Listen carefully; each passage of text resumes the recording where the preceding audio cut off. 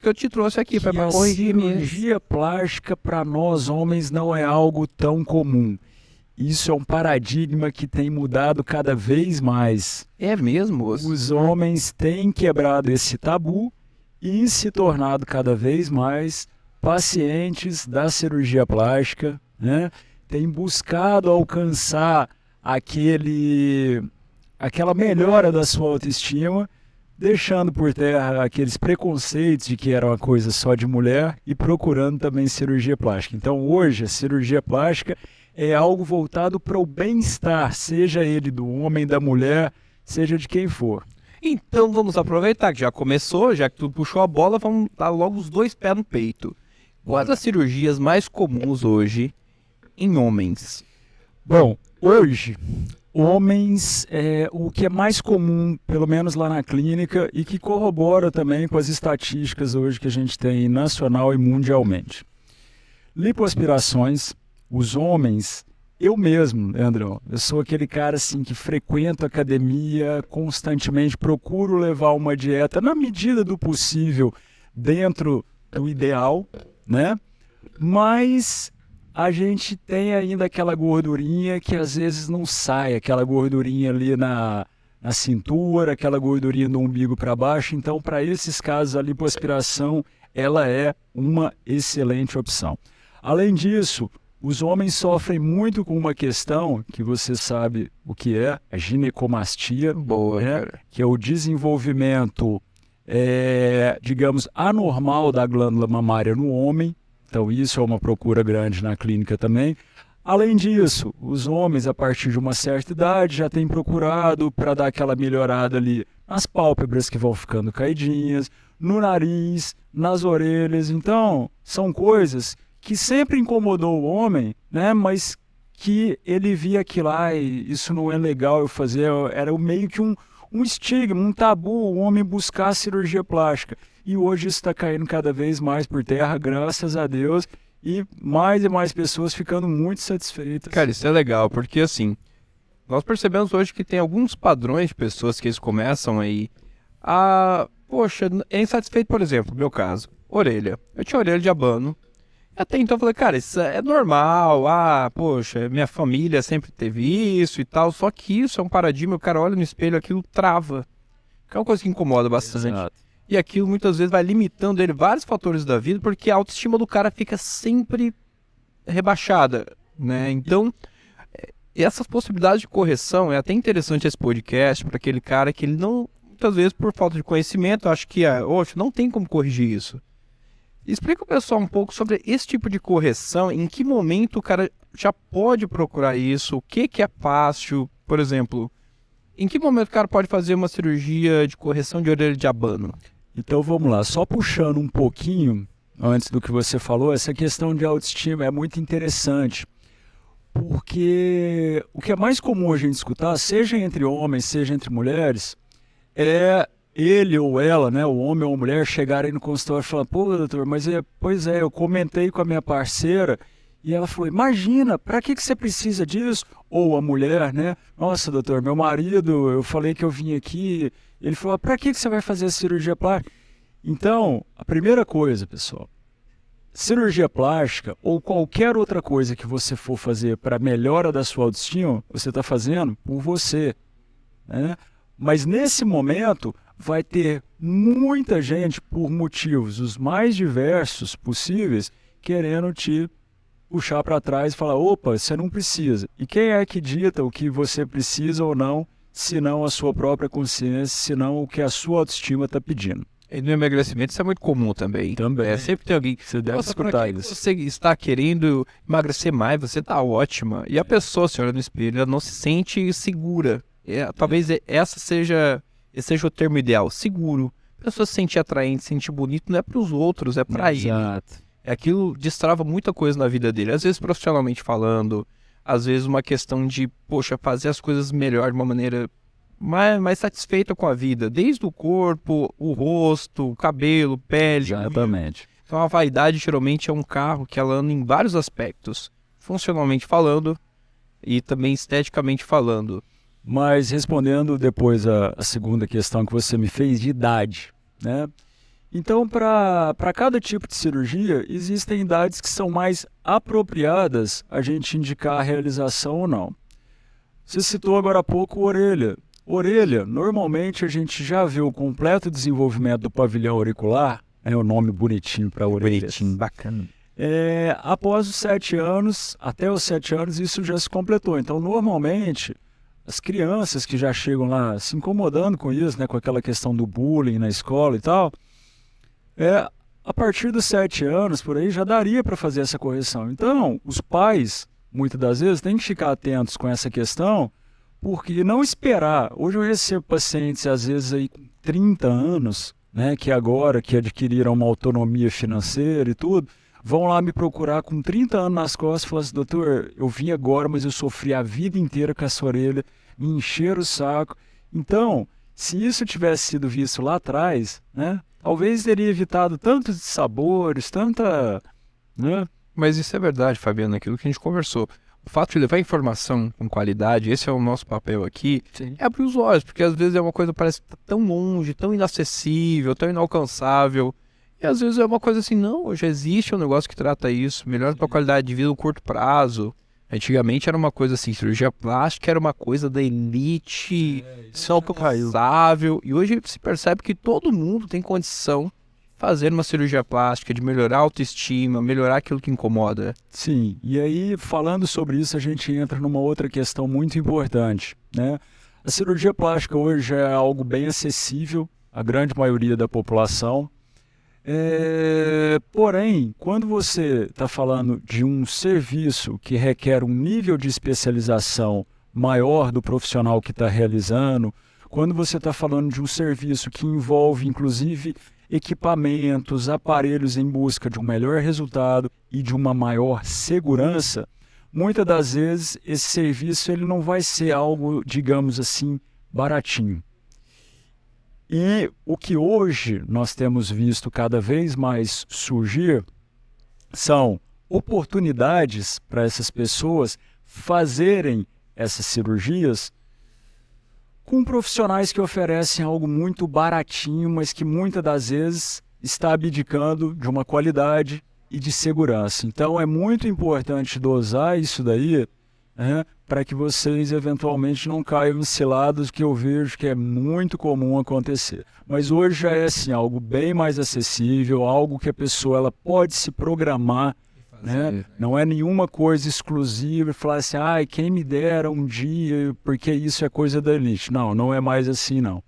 Perfeito. E vamos agora falar, entrando no bloco aqui, de cirurgias plásticas. Eu gostaria de elencar um pouco quais cirurgias mais comuns que você mais opera e quais aquelas que você vê assim, poxa, Leandro, essas aqui são as mais simples, temos menos complicações e tudo, e essas aqui são cirurgias mais complexas, requer um preparo, que depois nós vamos falar sobre isso, né? Boa. Pré e pós-operatório. Boa. Mas colocando um pouco para o pessoal aqui que não conhece nada sobre cirurgia plástica e gostaria de ter um conhecimento básico aí. Maravilha. Então vamos começar do começo, né, pessoal? Prótese de mama, famosa mamoplastia de aumento, hoje certamente ainda é a campeã de audiência, né? É a cirurgia que as mulheres mais procuram. Seguido aí de lipoaspiração, que é a remoção da gordurinha localizada cirurgicamente. Na sequência nós temos aí as abdominoplastias, que são aquelas cirurgias de remodelamento da parede abdominal. Quando eu falo parede abdominal, nós estamos falando de pele, gordura e da musculatura abdominal, do conjunto. Então a abdominoplastia ela é uma cirurgia para o remodelamento desse conjunto, pele, músculo e gordura. Geralmente é para aquela mulher que ela sobrou um pouquinho de pele, que só tirar a gordura do local não vai resolver. Mais uma vez, não é só para mulher, é para aquela pessoa, seja homem ou mulher, que tem aquele excesso de pele no abdômen e que às vezes nem tem gordura, né? A abdominoplastia é a remoção, consiste na remoção do excesso de pele e muitas das vezes associado ali ao remodelamento da musculatura, que às vezes ficou flácida ou ficou frouxa em função de uma gravidez ou em função de uma oscilação grande de peso. Boa, né? Esse exemplo é legal tu falar também, né? Porque assim, Mulheres, a causa mais comum, imagino que seja gestação. Dilatação grande da cavidade abdominal. Em homens, obesidade mórbida, né? O cara vem perdendo 50, 60 quilos. Ele olha aquele lençolzinho que sobrou, né, Fabiano? Exatamente. E ele fala, poxa, Leandro, eu vou precisar uma cirurgia. Mas, às vezes, nem ele sabe o nome dessa cirurgia que ele vai precisar. Então, para você que não sabe o nome desse tipo de cirurgia, o nome é... abdominoplastia. Retirada de pele... Ajuste muscular e correção do excesso de gordura localizada. Uma cirurgia que hoje nós temos, inclusive, conseguido reduzir um pouco da sua indicação a partir do momento em que surgiram novas tecnologias no mercado, que são tecnologias que se prestam a fazer uma maior retração de pele. Ou seja, aquela paciente que até então, aquele paciente que até então tinha aquele excesso de pele que antes a gente só iria conseguir resolver efetivamente cortando, hoje já existem novas tecnologias como a lipoaspiração ultrassônica e como o jato de plasma, famoso Renuvion, que são capazes de dar uma retração nessa pele, evitando com isso eventualmente uma abdominoplastia. Pronto, isso é outra coisa importante. Depois nós vamos entrar falando sobre o Renuvion, que eu também tenho um monte de dúvida. Pessoal, parece besteira, mas mesmo sendo um profissional que trabalha com estética, nós profissionais temos algumas coisas que a gente tem um conhecimento muito superficial. E esse podcast aqui é para todo mundo aprender, inclusive eu. Então, depois eu gostaria de falar um pouco sobre o Renuvion, que eu vejo todo mundo falando, né? Nossa, Lipo HD, Renuvion, não sei o quê. Depois nós vamos explicar o que é esse negócio, o que ele muda no resultado da cirurgia e tudo mais. Sim. Mas prosseguindo nesse tema ainda, abdominoplastia, depois dessa, qual é a cirurgia mais complexa, Fabiano? Fala, cara, essas cirurgias geralmente, que eu vejo de vez em quando você fala assim, poxa, cara, fiquei hoje 8 horas, 10 horas fazendo uma cirurgia. Quais são as cirurgias que envolvem, assim, não só um risco, mas assim, uma complexidade maior? Quando você me ouve falar, né, nessas cirurgias de 8, 9, às vezes 10 horas, né, de duração, normalmente nós estamos falando das cirurgias combinadas. Ou seja, quando a gente resolve fazer mama, lipo, abdominoplastia no mesmo tempo, né? Aquilo que hoje tem até um nome próprio para isso, é a reforma das mamães, ou Mommy Makeover, né? Repete aí, que ficou bonito agora. Close ele, por favor. Mommy Makeover, reforma das mamães. Esse homem é uma enciclopédia. Mas então, do ponto de vista de complexidade, sempre quando a gente faz cirurgias combinadas, são cirurgias que requerem um cuidado maior. Mas se nós formos falar de alguma cirurgia isoladamente, certamente hoje, o que eu vou falar e que está aí também na literatura mostrando, duas das cirurgias que exigem um refinamento maior e que tem inclusive maior chance de eventualmente no futuro precisar de um retoque ou outro pela sua complexidade, são as rinoplastias e as mastopexias com prótese. Para quem ainda não sabe, o que é mastopexia? Se liga aí, pequeno gafanhoto. Isso aqui eu já ia perguntar. Se tu não dá esse toque, eu já ia perguntar sim. Porque todo mundo acha que, cara, mexeu no seio, tudo é prótese. É mamoplastia. Exato. Toda cirurgia plástica na mama é uma mamoplastia. Cirurgia plástica na mama apenas para aumentar o volume, colocar uma prótese. Mamoplastia de aumento. Cirurgia plástica para suspender a mama caída, o que é muito comum depois de uma gravidez, de uma amamentação. Mastopexia, cirurgia de suspensão. E essa suspensão pode ser feita com ou sem uso de prótese. Depende do objetivo da paciente, da sua anatomia. E a mamoplastia redutora, cuja função é reduzir o volume e, lógico, levantar a mama também. Perguntinha agora para elucidar um pouco do pessoal que treina. É muito comum, Fabiano, aquelas mulheres que elas vêm já baixando o percentual de gordura, ela vem uma boa condição de tronco, principalmente assim, até mulheres que vão competir. E ela percebe que a partir dos 15% de gordura, ela começa a perder muita textura, principalmente do tronco. Exato. Deixando com que aquele peitoral fique parecendo um peitoral masculino, né? Isso acaba perdendo muito da feminilidade da mulher. E às vezes quando ela vai pro palco, fica praticamente sem seio nenhum. Exato. É mais fácil fazer uma cirurgia, uma mamoplastia de aumento em uma mulher com mais gordura ou com menos gordura? Bom, com certeza é mais fácil fazer naquela mulher que tem um pouquinho mais de percentual de gordura, porque nós vamos ter ali uma melhor cobertura do implante. Quando nós pegamos aí essas bodybuilders, né, o resultado ele acaba ficando, digamos, um pouco mais artificial. É mesmo, cara. Né? Porque a prótese, tirando a prótese que tem aquele formato anatômico, a prótese redonda, que é a mais utilizada em mais de 90% das mulheres, que o que elas querem é aquele colo mais arredondadinho, formato natural de uma mama não é um negócio redondo no meio do tórax, né? Quando a gente coloca uma prótese redondinha numa mulher que ela tem uma cobertura de gordura e uma cobertura muscular adequadas, aquela prótese redondinha, ela acaba, muitas das vezes, adquirindo um formato anatômico pelo restante que tem sobre ela. Agora, a mulher que tem um percentual de gordura muito baixo, o que vai ter ali é o formato basicamente da prótese. Então, normalmente, nessa paciente, a gente fica num dilema muito grande, porque o que ficaria mais natural seria a gente colocar atrás do músculo, porque se a gente coloca na frente do músculo, A pele tá muito fina a pele também, né? fica uma bola no meio do tórax, né? Então, atrás da musculatura, para dar uma transição mais suave, ficaria o melhor.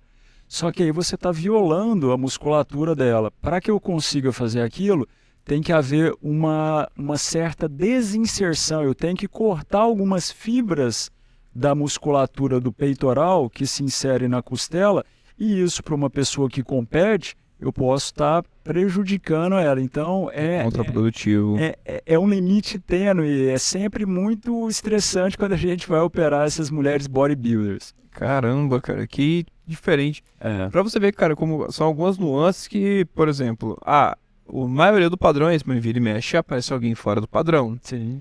E, por exemplo, outra dúvida que eu tenho muito. Hoje muito se fala sobre lipoenxertia, implantar gordura. Ah, tirou gordura aqui do flanco, colocou no glúteo, porque resolveu dois problemas, né? Poxa, a mulher não tinha bunda e também não tinha cintura, do nada ela criou os dois. Explica um pouco, pessoal, sobre isso, né, cara? O que é legal fazer, o que tá prescrito, o que tá rolando, como é que tá essa história de enxertar gordura em alguns locais? Isso é bom. Então, hoje, a lipoenxertia, né, também conhecido como lipoescultura, né, a famosa lipoescultura, que todo mundo acha que lipoescultura é só lipo. Não, lipoescultura é tirar a gordura de um lugar e utilizar essa gordura para modelar uma outra região. O campeão de audiência certamente são os glúteos, né? Então, a lipoenxertia glútea certamente hoje é um dos procedimentos mais realizados associado à lipoaspiração. Ou seja, aproveita-se aquela gordura que a princípio seria desprezada e a gente coloca ali no bumbum para dar um melhor formato. Relacionado a algo que é proscrito, até alguns poucos anos atrás, a gente fazia muito enxerto de gordura dentro da musculatura glútea, que com isso a gente conseguia um formato melhor, além de uma pega, uma integração dessa gordura também melhor. Até que isso acabou sendo praticamente proscrito pelo um risco muito sério que acabou levando, infelizmente, algumas pessoas a óbito, inclusive, que era do risco de embolia gordurosa, ou seja, partículas de gordura que eram injetadas no músculo tinham acesso à circulação sanguínea, caíam na circulação sanguínea e literalmente entupiam os vasos sanguíneos e causavam aí uma série de problemas, incluindo alguns óbitos. Uou! Então isso acabou sendo proscrito, ou seja, O cara pegava a canulazinha ali, ia colocar aquela gordura no local, acabava atravessando um vaso ali. atravessando um vaso, ou muitas das vezes nem atravessava o vaso, mas a gordura era enxertada muito próxima ao vaso, só que esse vaso na região glútea, ele tem como se fosse um vácuo, que ele acaba aspirando essa gordurinha que está ali próxima a ele, Então, muitas das vezes nem acertava o vaso, mas pelo fato da gordurinha estar próxima, ela acabava entrando na circulação e dava embolia gordurosa. E vamos lá, um stop aqui. Embolia gordurosa, porque já se viu muita história desde a época do LS Jack, lembra? Sim. O cara entrou pra fazer uma lipo, do nada ele teve uma complicação, daí falou, nossa, o cara morreu de trombose, o cara morreu de embolia. Daí todo mundo, explica pro pessoal, qual que é esse fenômeno que acontece, esse nível de complicação aí? O fenômeno da embolia... Bom, primeiro vamos começar o que é a trombose, né? A trombose é uma das complicações mais temidas hoje por qualquer cirurgião plástico, na verdade por qualquer cirurgião que vai fazer cirurgias mais complexas. E consiste em quê? Consiste na formação de coágulos de sangue nas veias, normalmente nas veias das pernas, dos membros inferiores, né? E o risco é quando esse coágulo ele está ali quietinho na veia e de repente por algum estímulo, um simples caminhar, ele sai ali daquela veia da perna e vai caminhando em direção à veia no pulmão. E ali ele entope a circulação, impedindo a troca, a oxigenação, troca gasosa, troca de gases que ocorre no pulmão. E aí a pessoa entra num quadro de insuficiência respiratória, né? Então o êmbolo é isso, é quando o trombo ele se desprende de um local e corre para outro. E esse é um nível de complicação comum. Não, felizmente não é comum. Poxa, graças a Deus. Felizmente não é comum. Porém, é um tipo de complicação que ele tem uma ocorrência maior se certos passos de segurança não são seguidos. É por isso que o pessoal usa geralmente aquelas meias de compressão, tem todo aquele cuidado, cabeça. Exatamente. Uma outra coisa muito importante que tem a ver com as nossas áreas em comum. Existem certos hormônios, principalmente anticoncepcionais, aqueles implantes... Progesterona, Implanon não, mas assim, o Implanon ele não é a base de estrógeno, né? Mas aqueles que são a base de estrógeno, anticoncepcionais e tudo, eles têm uma tendência maior à trombose. Então, por isso que eu sempre falo para os pacientes, olha, o paciente chegou comigo ali na consulta, eu sempre pergunto, faz uso de anticoncepcional? Faço. Eu falo, olha, então já bota o negócio na sua cabeça. Independente você vir aqui se operar comigo mesmo ou não, já saiba, antes da cirurgia, suspende o anticoncepcional 15 dias antes e 15 dias depois para evitar a trombose. É raro, mas ninguém quer ter porque se tiver é uma complicação chata. Isso ficou bacana, hein? Então, um recado para você aí que está pretendendo fazer uma cirurgia plástica, está em uso de anticoncepcional, de repente ninguém te falou isso. Ninguém falou que isso tem uma relação. Então, Fabiano, passa esse recado novamente, que eu achei, cara, importante demais. Talvez um dos recados mais importantes dessa entrevista toda aqui. Então, mais uma vez, você que pretende fazer uma cirurgia plástica ou qualquer outra cirurgia de uma complexidade maior, que demore um tempinho maior aí, algo além de 1, 2 horas, e que faz uso de anticoncepcional, principalmente à base de estrógenos, né? Então, por exemplo, tem aqueles à base de progestágenos e à base de estrógenos. Converse com o seu ginecologista a respeito disso, ou cite isso para o seu cirurgião. Não deixe de falar, eu vou falar que eu tomo anticoncepcional. Anticoncepcional não é nem remédio, tem gente que acha isso. Isso é verdade, né? Então, não deixe de falar sobre isso, porque você pode, com isso, evitar uma complicação muito chata e algumas vezes até fatal, que é uma embolia pulmonar. Show, isso é bom demais. Bom, e Fabiano, finalizando essa questão do implanta gordura, não implanta gordura, pode, não pode, e como é que tá? Hoje tá podendo, é uma rotina frequente? Nossa, e cada vez mais. Eu falei dos glúteos, Sim. né? Mas hoje, cada vez mais a gente tem feito os enxertos de gordura, as lipoenxertias, em regiões tais como nas mamas. Então hoje a gente faz muito também um tipo de mamoplastia, que é a mamoplastia híbrida. O que é o híbrido, né? O carro híbrido. O carro híbrido é aquele carro que mistura combustão e carro elétrico, né? A mamoplastia híbrida, ela mistura o implante, a prótese de silicone e o enxerto de gordura. A gente muitas das vezes coloca o silicone, mas coloca também um enxertinho de gordura nessa região do colo e do cleavage, que a gente chama, que é esse encontro entre as mamas, para dar aquilo que os pacientes sempre falam, eu quero isso aqui, ó. Muitas das vezes só a prótese não vai dar esse encontro das mamas. Então o enxerto de gordura ele acaba complementando e dando um melhor contorno nessa região. Além disso, hoje, uma técnica que está muito em alta é o enxerto de gordura dentro da musculatura abdominal para dar um realce maior da musculatura dos reto-abdominais, dos oblíquos. E fica bonito assim? Fica bem legal. Eu tô tentando imaginar aqui. Fica assim, bem legal, porque muitas das vezes é aquele negócio. Vamos falar vamos puxar já para a lipo HD, né? A lipo HD, a gente procura fazer uma lipoaspiração mais acentuada naquelas regiões de encontro da musculatura, né?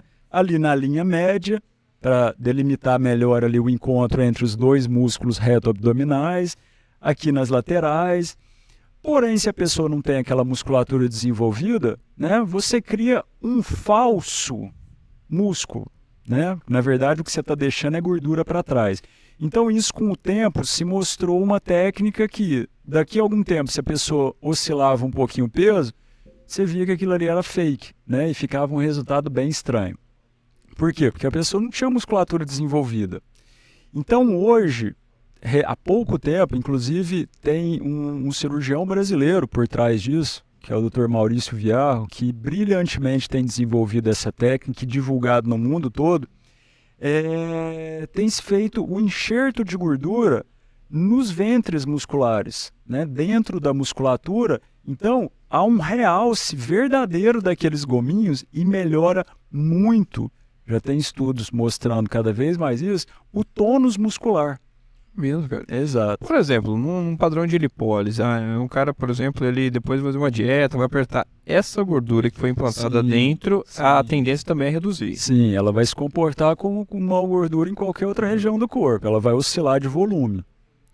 Ok. Essa era a minha dúvida. Poxa, se o cara tenta secar, e de repente ele coloca gordura, sabe como é que é? Geralmente, todo mundo que é um abdômen mais seco, ele tem até uma neurose ali com gordura. Sim. Às vezes vai falar pra ele, fala, meu Deus do céu, não, gordura não. Sendo que é uma gordura estética, é diferente daquela gordura que a gente está combatendo, aquela gordura das dobrinhas. Exato. Né?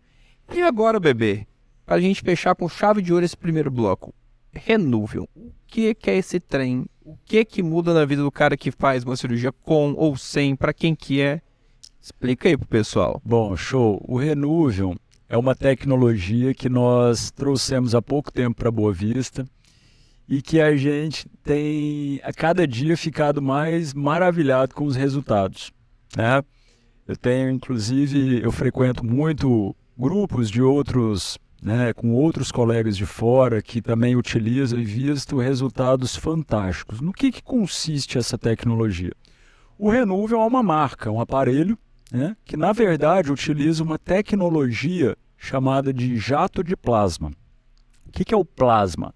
Na verdade, nem eu sabia nem eu lembrava antes de comprar o Renuvium, que toda substância ela pode estar em 4 estados. A gente está acostumado a falar ali no sólido, no líquido e no gasoso.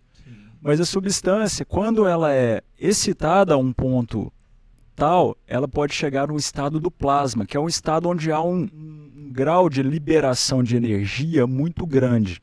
Então o Renuvium, ele forma o plasma a partir de um gás, que é o gás hélio. E esse plasma, quando é injetado embaixo da pele, então a gente entra com uma pistolinha, parecendo uma cânula de lipoaspiração, e na ponta dela é liberada uma energia, que é o plasma, parece um raio laser, que ao atingir as fibras que conectam ali a pele à musculatura, ele retrai. O efeito térmico do plasma, ele gera uma retração nessas fibras. Então, ou seja, cola. Então ele vai puxar a pele e fazer... E isso a gente sente na mão. Quando a gente está ali aplicando o Renuvium embaixo da pele, a gente já sente na mão a pele dando aquela retraída. É como se fosse uma embalagem a vácuo, que você vai vendo aquela... Você falou muito bem, lembra muito bem uma embalagem a vácuo. Isso num primeiro momento, é o efeito térmico causado pelo plasma, por essa energia que é aplicada por dentro da pele, né, por baixo da pele. Só que num segundo momento, esse jato de plasma, ele estimula a formação de novas fibras de colágeno, que é o que vai dar o efeito, digamos, mais permanente e mais acentuado do Renúvel, que é algo que a gente vai conseguir aí ver depois de uns 6 a 9 meses de aplicação, mas que depende de uma série de fatores, que nós vamos falar daqui a pouquinho também, para que haja uma adequada formação de fibra de colágeno e uma adequada retração dessa pele. Mas é uma tecnologia fantástica, uma tecnologia relativamente nova aí no mercado, mas que é muito boa para esses casos de retração de pele, onde há uma pele com grau de flacidez de leve a moderado.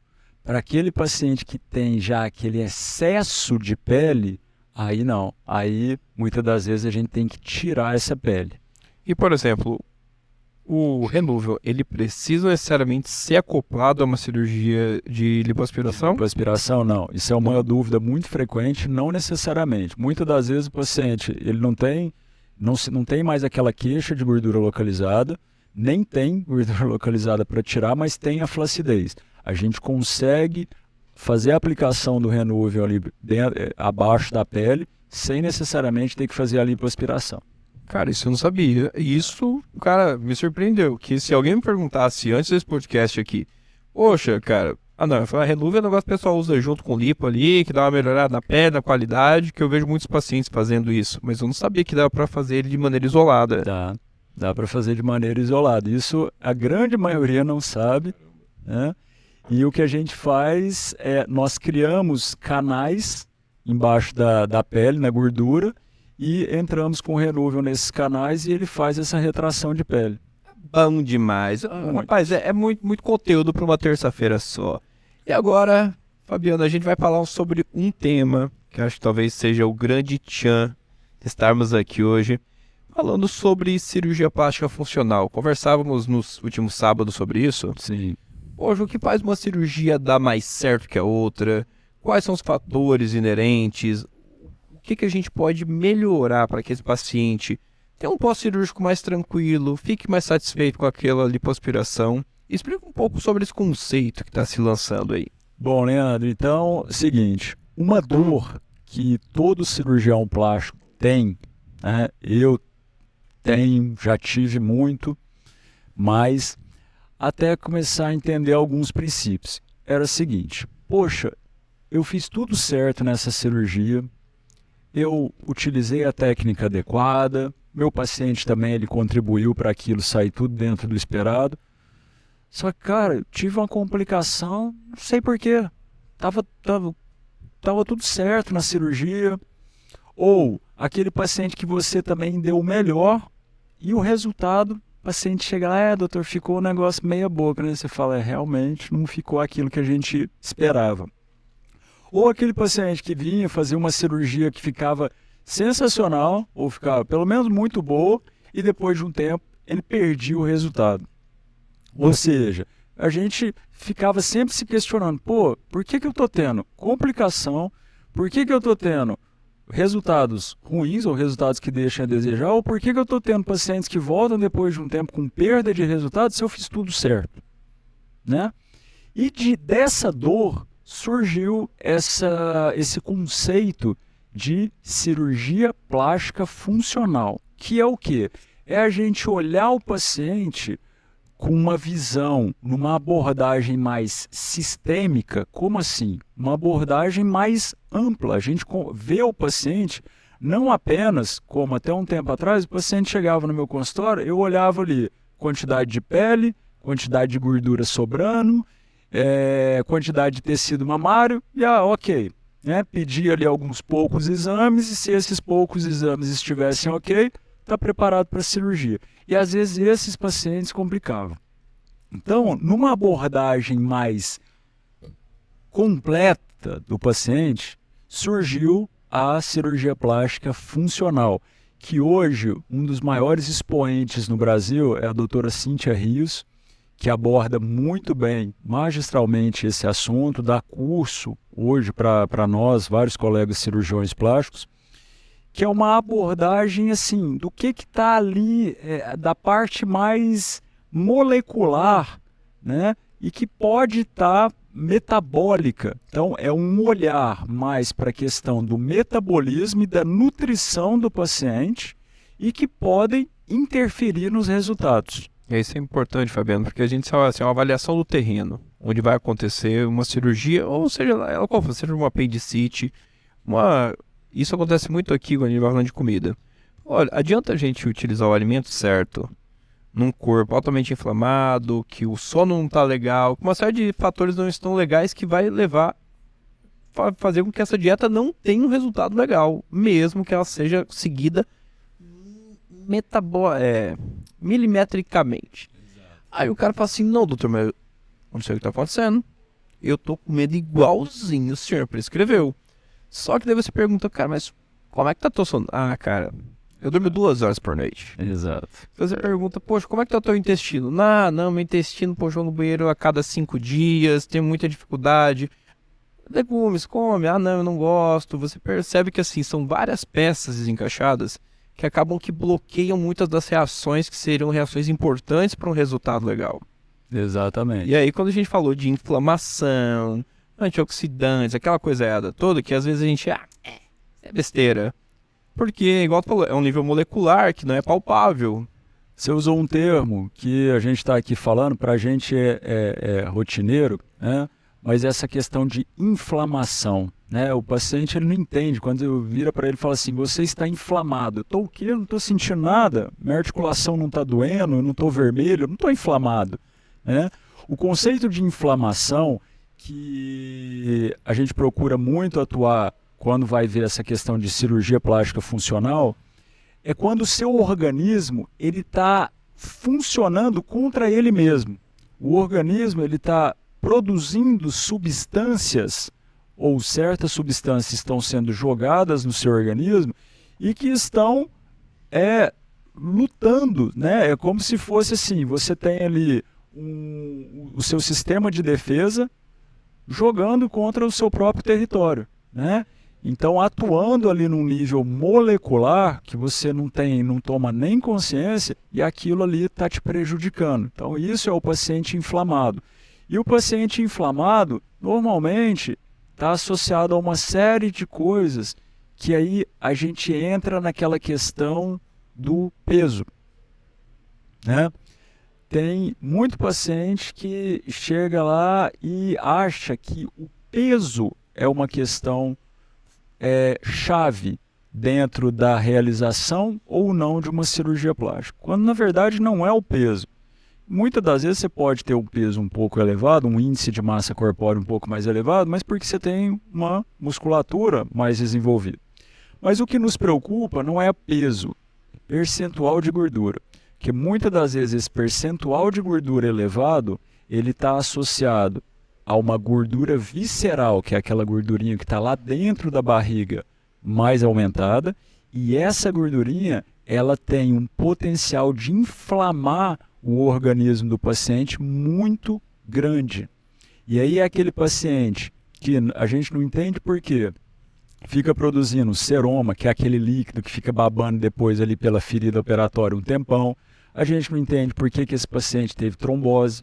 A gente não entende por que aquele paciente que faz a cirurgia e o organismo fica expelindo o fio de sutura que a gente utilizou lá dentro do corpo, ele fica expulsando esse. Ou aquele paciente que acabou desenvolvendo um queloide. Isso pode estar relacionado a uma pessoa que está cronicamente inflamada.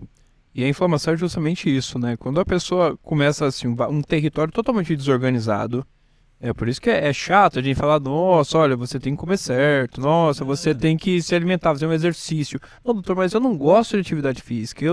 Nossa, eu posso fazer uma caminhadinha? Mas aí, muitas vezes, você avalia uma bioimpedância você vê que aquela pessoa tem uma sarcopenia, ou seja, tem uma massa muscular muito pequena comparada àquela gordura que às vezes nem é tanto. Vou dar um exemplo. Pega uma mulher que às vezes ela tem 17 quilos de gordura, só que ela tem 20 quilos de massa muscular. Ou seja, mesmo sendo uma magra, ela tem uma disparidade muito grande, coisa que caminhadinha às vezes não resolve. Aí você tem que mexer na rotina, você tem que... Olha, peraí, para que tenhamos uma qualidade boa, pode ser, ou você vai ter que resolver isso antes, que seria o ideal, ou depois, mas a musculação ela já não entra mais como uma coisa de gostar ou não gostar, entra mais como terapêutico. Alimentação ideal, hiperproteica, com mais qualidade, legumes e tudo, não entra mais como, uma ideia, se eu gostar. A gente já tem que mudar esse cenário para que tenhamos um metabolismo eficiente para tudo, desde uma cirurgia até um processo de emagrecimento, até um processo de hipertrofia. Atletas que foram pro palco agora, ver como é que o cara come antes de ir pro palco, depois a gente vai falar com os meninos ali, cara, é repetição. Ó, tu vai comer 10 vezes ovo com brócolis, beleza? Beleza. Porque ele vai, a qualidade do físico depende daquele brócolis, daquela quantidade, com aquela quantidade de sal, é todo milimétrico. Porque muitas vezes a gente vai se submeter a uma cirurgia, é uma coisa mais invasiva, e às vezes a gente leva isso de uma maneira tão assim, poxa, Relapsa, né? Parece uma coisa, e isso eu fico muito triste, inclusive, com alguns colegas cirurgiões plásticos, que não conseguem ter essa visão mais sistêmica do paciente, né? Muitas das vezes eu falo para paciente, eu acabei criando um pouco dessa fama, não vai lá não, porque ele não opera gordinha, tá? É mesmo, cara. Eu já eu já escutei isso de várias.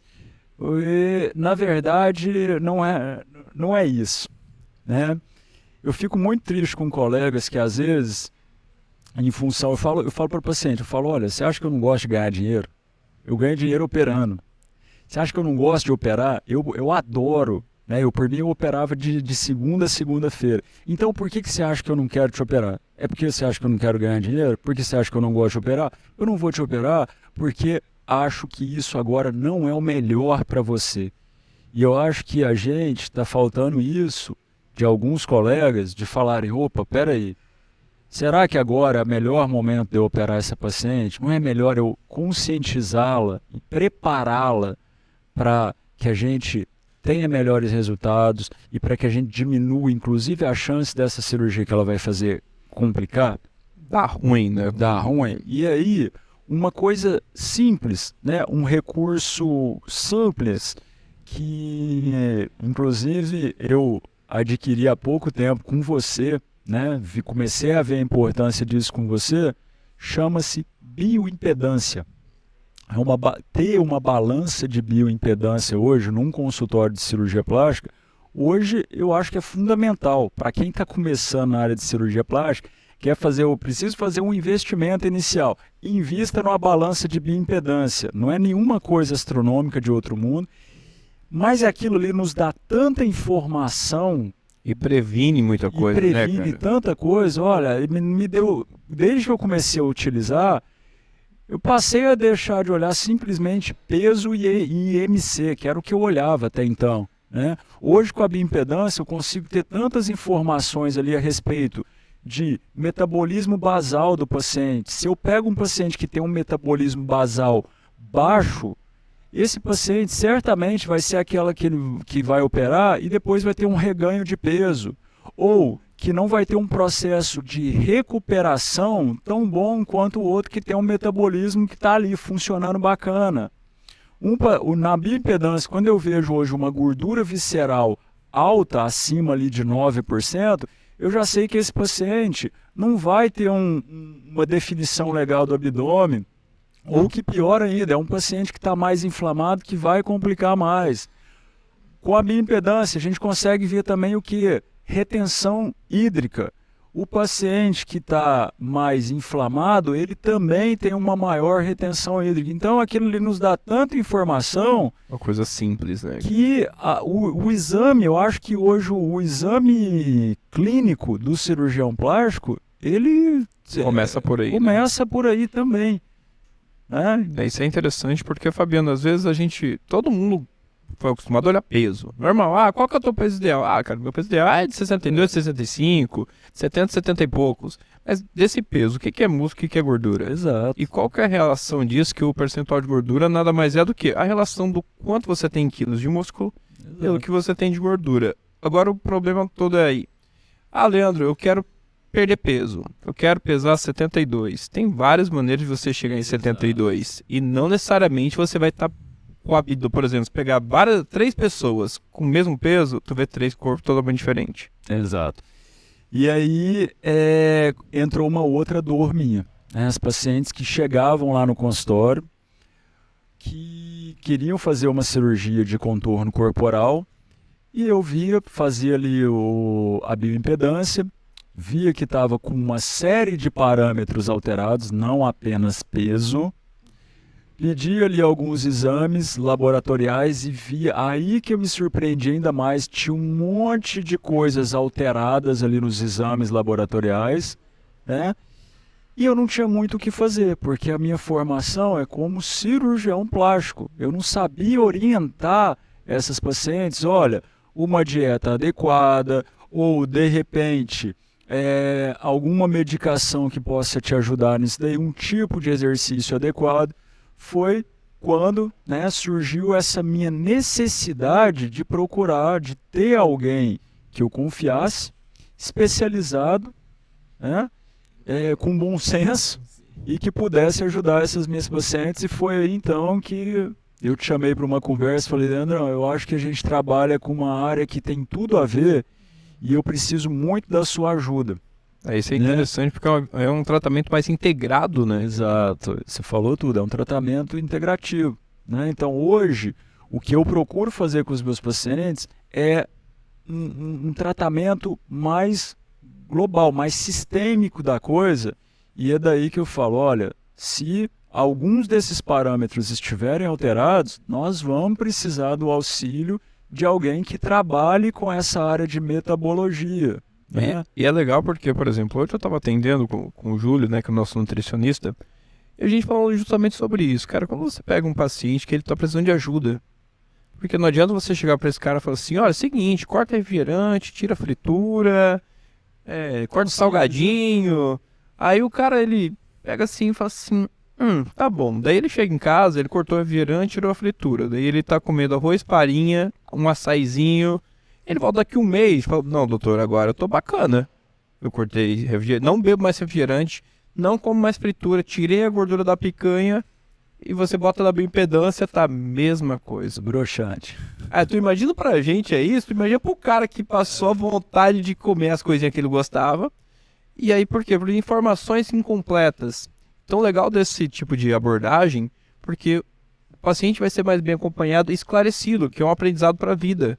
Aprender a comer, aprender a se exercitar. Ele vai passar ali por olha, Fabiano, esse paciente, cara, já tá show de bola. E outra, mentalmente falando, esse cara vai mais preparado, vai mais confiante, vai menos ansioso, vai dormindo bem. Então a cirurgia vai ser muito melhor amparada. E esse é o nosso papel aqui também, né, Fabiano? Então, basicamente, quando a gente fala na cirurgia plástica funcional, né, a gente preparar melhor esse paciente, porque o paciente, muitas das vezes, a gente tende a ser muito imediatista, a gente quer aquilo ali para agora, né? Hoje mesmo eu atendi 2 pacientes, agora à tarde, que chegaram lá e falaram assim, doutor, olha, eu já tentei perder peso, não deu, vim procurar cirurgia plástica.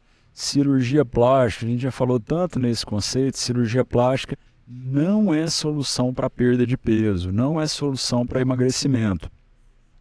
E quando a cirurgia plástica for procurada para uma melhora no contorno corporal, o organismo da pessoa tem que estar preparado para aquilo. Então, voltando, quando a gente fala da cirurgia plástica funcional, a gente vai focar não é apenas em perda de peso. Nós vamos focar o quê? Em combater radicais livres, né? Os famosos radicais livres, mais que numa cirurgia plástica, quando aqueles radicais livres estão aumentados, eles prejudicam a cicatrização, eles prejudicam a recuperação celular. Ou seja, retarda muito a recuperação do paciente. Retarda, é aquele paciente que ele vai ficar inchado muito mais tempo, né? E não entende por quê. Pô, eu não estou conseguindo ver o resultado da minha cirurgia, eu continuo inchado depois de tanto tempo, né? Ou aquele paciente que fez o Renuvium, né? Pô, era para esse Renuvium ter dado uma retraída na minha pele e eu não estou vendo retração nenhuma. Por quê? Porque aquele colágeno que é estimulado com o Renuvium, para que haja formação desse novo colágeno, o Renuvium ele é só um gatilho. Agora, nós precisamos de micronutrientes ali na circulação sanguínea que favoreçam a proliferação desse colágeno, senão não adianta Renuvium. Como, cara? O Renuvium eu falo que ele é só o fósforo, mas se não tiver ali o oxigênio, o combustívelzinho para o fogo pegar, o Renuvium vai ser incipiente, vai ser igual água. Exatamente. E às vezes o cara tem muito aquela do valor agregado. Não, eu paguei um procedimento caro, então eu quero o resultado X. Exato. E você mesmo, a gente conversando sobre isso, não é uma garantia de resultado final, porque cada corpo é um corpo, expõe uma intensidade, então não tem como garantir isso, né, Fabiano? E aí, a partir do momento que nós, como cirurgiões plásticos, deixamos de ver isso, de certa forma a gente acaba sendo conivente com aquilo, né? Porque, pô, você deixou passar isso daí? Eu mesmo deixei passar muitas das vezes. Por quê? Por falta de conhecimento, né?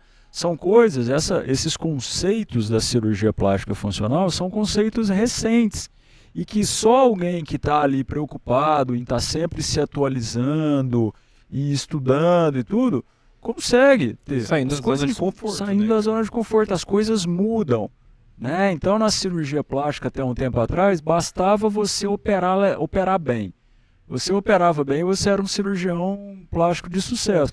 Hoje em dia, operar bem é o básico que se espera de qualquer cirurgião, né? Hoje tem muito mais uma questão do que você oferece como diferencial, além do operar bem, né? E principalmente quando o assunto é segurança.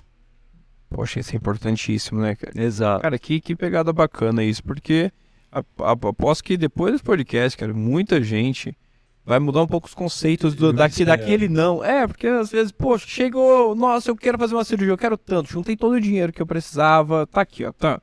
Agora vamos lá. Aí chega lá e fala assim, não, olha, você não está. E parece menino birrento, né? Fala assim, não, mas como não? Mas eu quero. Eu quero. E às vezes esse não é para prevenir uma complicação e até, poxa, para não transformar o sonho, é igual tu falou, num pesadelo. E eu já vi tanta gente que fez exatamente como você falou, juntou ali aquele dinheirinho contado para a cirurgia plástica e muitas das vezes não contava com uma eventual intercorrência. E aí, o dinheiro acabou. Então, cirurgia plástica, e isso é uma coisa que eu falo para todos os meus pacientes durante as nossas consultas. Infelizmente, é um assunto áspero, é um assunto ácido, ruim de ser falado num momento em que você está ali vendendo um sonho, né? E aí você vem e agora você vai me falar de complicação. Pô, eu não quero escutar isso, eu quero que você me mostre aquela foto bacana do Instagram, daquela mulher de biquíni.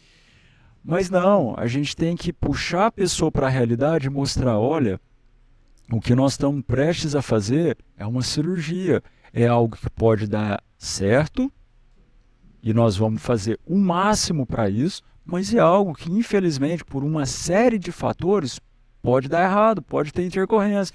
E o que a gente tenta fazer, eu tento fazer cada vez mais, é pegar cada fator que pode dar errado e tentar anular esse fator. Nem sempre a gente consegue, porque tem muitas... a forma como o organismo do paciente reage ao trauma da cirurgia, muitas das vezes é imprevisível. Mas o que eu puder fazer para evitar complicações, eu vou fazer.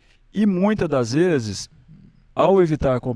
para evitar complicações, eu acabo tendo que negar algumas cirurgias e aquilo acaba sendo mal interpretado por alguns pacientes. Faz parte do game. Às vezes o pessoal fala assim, nossa, hoje mesmo, fiquei sabendo que o senhor não gosta de... que as pessoas comam arroz. Eu falo, não é que eu não gosto de comer arroz, eu acho que não é compatível com aquilo que as pessoas estão buscando. O cara me chega e fala assim, eu quero um abdômen trincado. Olha, beleza, para um abdômen trincado não tem como a gente comer um arroz e feijão aqui nessa ocasião. Depois que a gente tiver percentual de gordura top, aí dá pra comer feijoada, pode comer o que tu quiser. Então não é que você não quer dizer, o fulano, isso é ruim, isso é bom.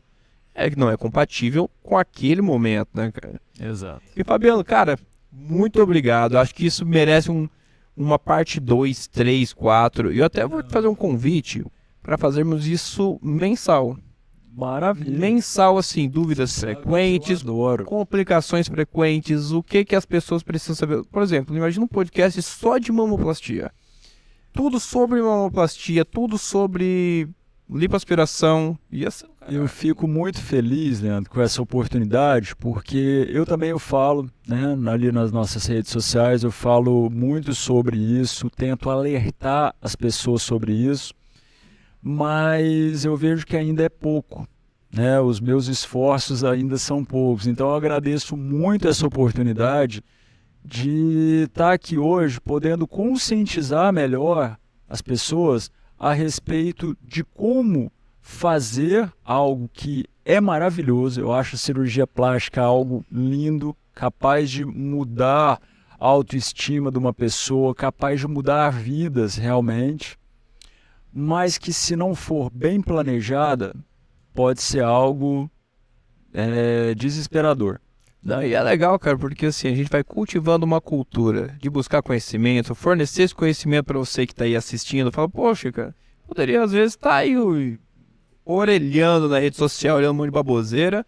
É que você vai aprender, vamos trazendo vários temas interessantes, que são dúvidas que a gente vê no consultório, que também pode ser a tua dúvida aí de casa.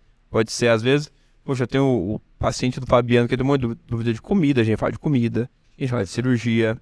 E a gente vai somando sempre, meu irmãozão. É buscar sempre conhecimento. Eu nunca canso de aprender. É muito bom aprender. E agora fala aquela frasezinha de despedida em inglês. Vamos aproveitar o inglês desse homem. O inglês do homem é bonito, viu? Vamos lá. Frasezinha de despedida, pessoal. E vai, arrebenta. Aqui eu falei do Renúvel, a frasezinha do Renúvel. Vai. Reshaping what's possible. Leandrão gostou. Fiquem com Deus depois dessa aí. Abraço. Valeu.